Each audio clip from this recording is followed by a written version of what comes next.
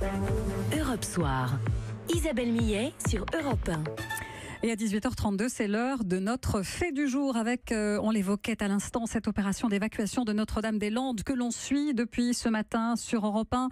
Environ 2500 militaires déployés dès l'aube pour déloger les occupants illégaux de la ZAD. Alors, symbole du retour à l'état de droit, point d'interrogation, je vous pose la question. Le gouvernement a-t-il raison d'employer la force? On en parle avec vous. Tout de suite au 39 21, j'attends vos témoignages, vos réactions. On en parle aussi avec nos invités. Françoise Vercher qui est en ligne depuis Nantes. Elle est coprésidente du CEDPA, le collectif d'élus qui s'oppose depuis le départ au projet d'aéroport de Notre-Dame-des-Landes. Bonsoir madame. Bonsoir. Et avec moi dans ce studio, le sondeur Jean-Daniel Lévy, directeur du département politique et opinion de l'Institut Harris Interactive. Bonsoir. Bonsoir. Mais d'abord, on va rejoindre en direct le correspondant d'Europe 1 dans l'Ouest. Bonsoir François Coulon. Bonsoir Isabelle. François, redites-nous rapidement le bilan de cette première journée d'évacuation.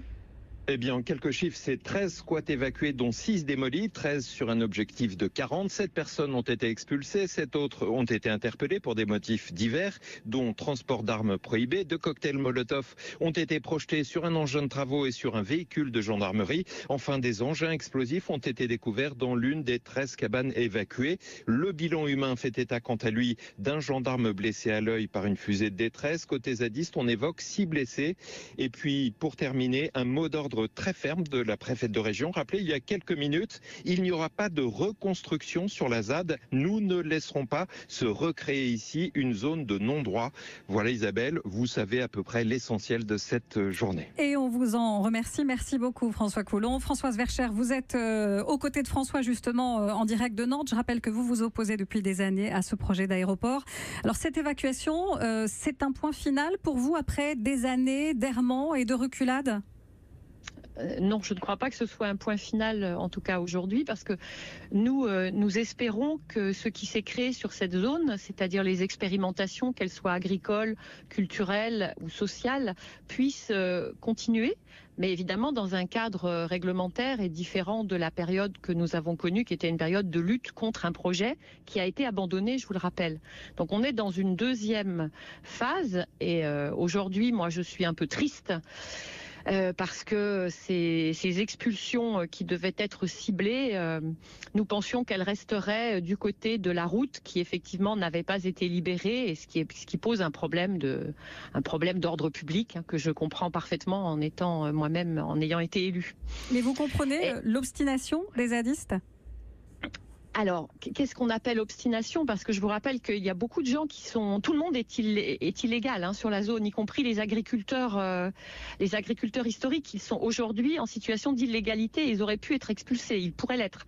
Évidemment, ils ne le seront pas parce que eux sont installés depuis longtemps et qu'ils vont retrouver le droit de cultiver leurs terres. Mais il y a des expériences tout à fait intéressantes sur cette zone, qui sont, je le disais tout à l'heure, à la fois culturelles. Il y a une très belle bibliothèque, il y a des expériences agricoles, il y a des troupeaux, il y a des cultures. Donc, si on veut garder demain un tissu rural vivant, il n'y a aucune raison que les gens ne puissent pas rester pourvu qu'ils acceptent un certain nombre des règles que nous acceptons tous les uns et les autres. C'est-à-dire être sur un territoire où on a le droit de rester, payer des impôts, payer de l'eau si on est raccordé, etc. Donc si je vous comprends bien, quand même, vous regrettez cette expulsion. Vous pensez qu'il y avait d'autres solutions ? Non, si vous voulez, très clairement, le collectif d'élus que je co-préside considère qu'il était inévitable qu'il y ait une intervention sur la route, puisque la route n'avait pas été libérée totalement et qu'elle n'était pas rendue à la circulation dans des conditions de sécurité normales. Donc, si l'intervention s'était limitée effectivement à la route, je pense que nous n'avions rien à dire parce que c'était inévitable.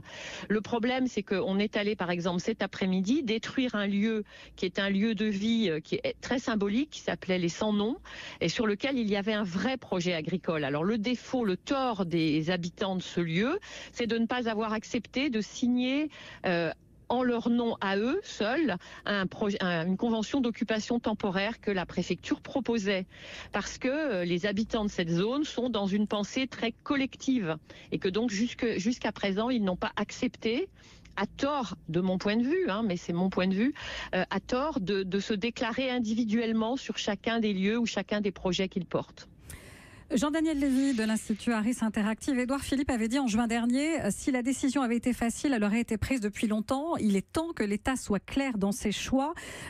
Trancher dans ce dossier, c'est une preuve de courage de la part du gouvernement, sachant que tous les autres ont laissé pourrir ce dossier. En tout cas comme ça que les Français l'ont vu. On peut voir que d'une manière générale, lorsqu'on leur demande comment ils réagissent à l'annonce, en tout cas qui a été faite par le gouvernement, c'est plutôt le sentiment que enfin on sort de ce dossier, de ce qui apparaissait comme étant une épine dans le pied de la part de la quasi-totalité des gouvernements depuis une dizaine ou une quinzaine d'années et objectivement depuis plus longtemps.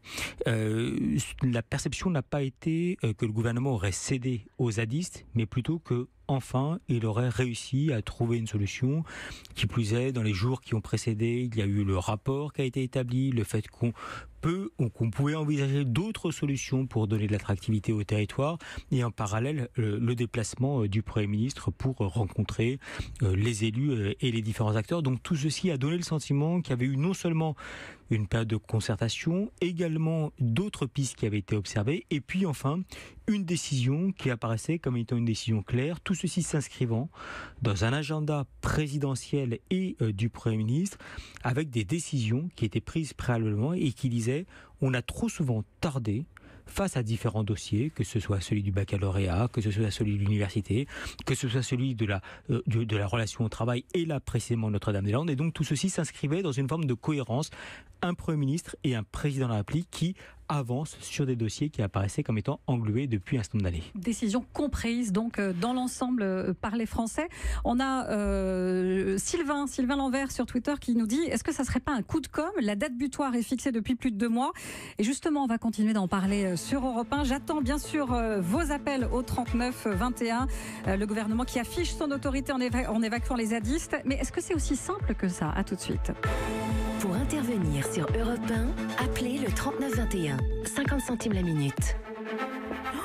J'adore ton nouvel appart. Ouais, je m'y sens super bien. Enfin, il y a juste cet escalier qui prend la moitié de l'espace. Tu rigoles? Attends, c'est l'endroit parfait pour mettre le dressing dont tu rêvais. Un dressing? Sous un escalier? Eh oui, les nouveaux rangements Platza s'adaptent à tout, surtout à votre vie. Venez vite les découvrir dans votre magasin Ikea et sur Ikea.fr pour créer la combinaison la plus adaptée à votre intérieur. Ikea. Alors, il vient d'où ce Lucas? D'un cours de cuisine mythique. On apprenait à faire un plat thaï. Au début, je l'avais pas remarqué, mais à un moment, il s'est approché de moi les yeux embués pour me dire « C'est super épicé !» C'est bête, mais sur le moment, ça m'a fait pleurer de rire. Les belles histoires commencent souvent par un détail. Partagez de bons moments et rencontrez-vous aux événements mythiques. Intermarché vous propose d'écouter 19,90 €. Chérie, j'ai fait une bêtise. Ah, t'as encore chanté dans la brosse chauffante. Et 19,90 €, c'est le prix de la brosse lissante chauffante Jean-Claude Biguin. C'est la moins chère de France et c'est seulement chez Intermarché. Intermarché, tous unis contre la vie chère. 13 956 pièces disponibles. Si vous trouvez moins cher, Intermarché vous rembourse 2 fois la différence. Modalité, magasin participant sur intermarché.com. Europe Soir, Isabelle Millet sur Europe 1. Et à 18h40, on poursuit sur Europe 1 notre fait du jour sur l'évacuation de la ZAD de Notre-Dame-des-Landes. On en parle avec vous au 39 21. Vous nous appelez.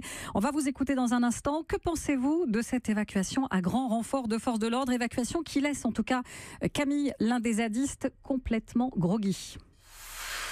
On sent un double jeu entre une volonté de sortie sereine, apaisée de la situation et le fait absolument contradictoire d'envoyer 2500 policiers pour détruire des habitats et lieux d'activité. J'ai les larmes aux yeux en réalité quand je pense à ce qui est en train de se passer. C'est pas possible d'accepter ça. Camille, l'un des zadistes de Notre-Dame-des-Landes, sous le choc après l'intervention policière, il était au micro Europe 1 de François Coulon et nous sommes en ligne en direct avec Eric qui nous écoute sur Europe 1. Bonsoir Eric. Oui, bonsoir Isabelle, merci de prendre l'antenne. Merci à vous de nous avoir appelés. Vous aussi Eric, vous êtes révolté par la violence, dites-vous, dont fait preuve le gouvernement? Ah oui, moi je suis profondément attristé, révolté, indigné par cette violence. Je trouve que c'est une violence d'un autre âge. On nous annonce un nouveau monde et en fait on a là l'expression d'un autoritarisme d'un autre temps. Il faut laisser du temps à cette expérience, à ces zadistes pour s'organiser et faire la preuve que leur projet peut être mené à terme. Il y a peut-être une forme d'utopie et d'autonomie qui passe mal dans l'air du temps, mais qui est nécessaire. Et pour avoir éprouver la difficulté de monter un projet d'agriculture personnel. Il faut du temps pour ces projets. Il faut du courage, il faut de l'intelligence, et c'est ce dont font preuve d'ailleurs, je trouve, ces zadistes à travers leurs expériences. Et je trouve détestable, épouvantable la façon dont le gouvernement vient fouler aux pieds et à la matraque ces expériences.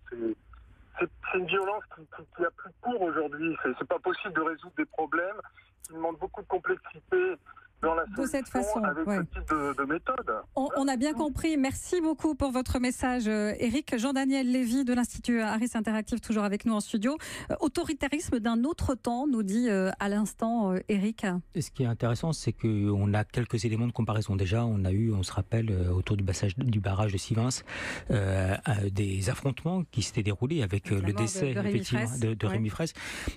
À ce moment-là, si on prend les choses froidement, uniquement d'un point de vue d'opinion, il y avait eu une évolution plutôt positive à l'égard du ministre de l'Intérieur à cette époque-là, Bernard Cazeneuve, et une baisse de Cécile Duflot qui s'était insurgée, on s'en rappelle notamment, à l'Assemblée nationale. Donc dans ce contexte-là, que lorsqu'il y a la perception chez les Français qu'après une décision, une application, et que les forces de l'ordre apparaissent comme étant au service d'une décision qui est une décision de justice, même s'il y a un événement aussi malheureux qu'un décès, globalement, il y a un soutien qui est un soutien assez fort de la part des Français à l'égard du gouvernement et à l'égard du président de la République.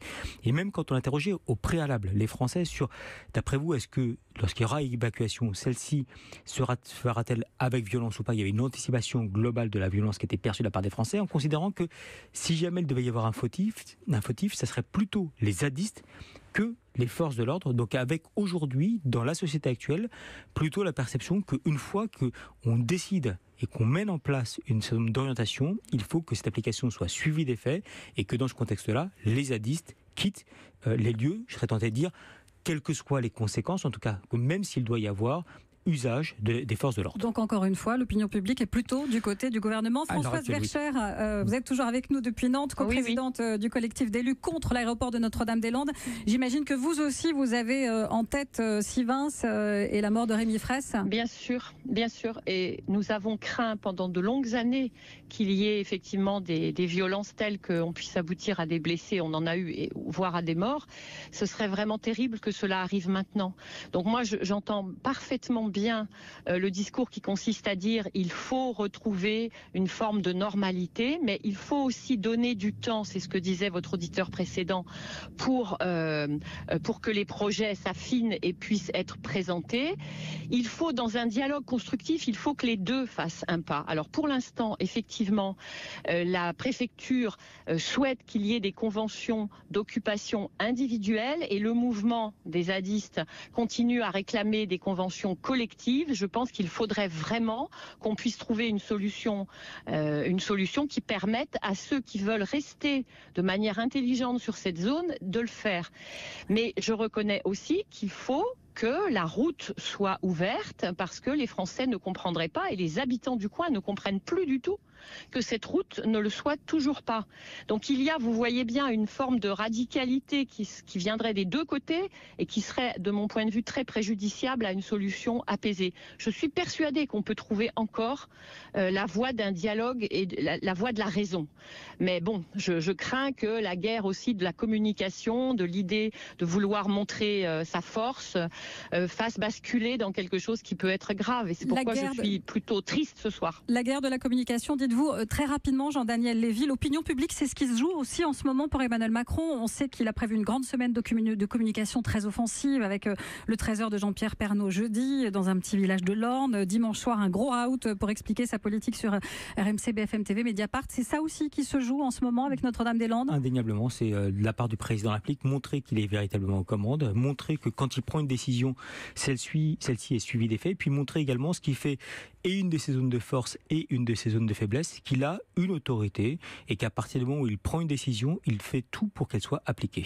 Eh bien, merci beaucoup à vous, Jean-Daniel Lévy. Merci à Françoise Vercher et à François Coulon, correspondant d'Europe 1 à Nantes. Merci à vous pour vos témoignages.